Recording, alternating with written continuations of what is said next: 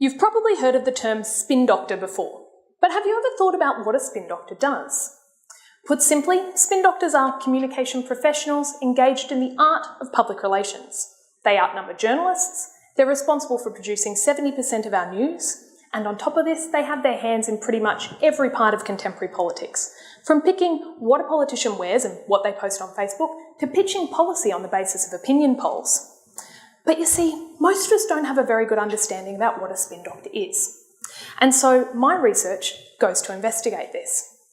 Spin doctors, from my perspective, sit at an invisible intermediary between politics, the media, and us, the voting public. But the problem is, they act as this filter in our democracy.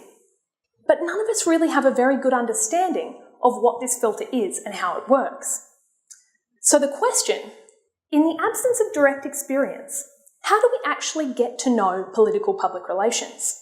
My answer is through popular culture.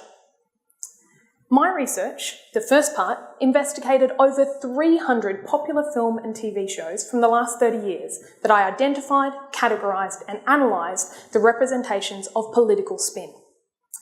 And you see, these representations, I argued, formed a way for us to get to know political PR.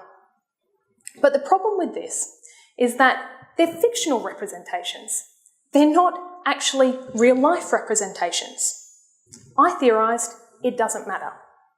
Films like shows like The West Wing, or Yes Minister, or House of Cards, and films like V for Vendetta, The Iron Lady, and The Ides of March. I argued that these films and TV shows can engage us critically as audiences in a way that other things like real-life news stories about spin fail to do. Of course, I needed to test this theory. So the second phase of my research used focus groups and interviews with audiences to basically assess whether or not these shows had an impact on their understanding of political PR. Turns out they did. Hurrah!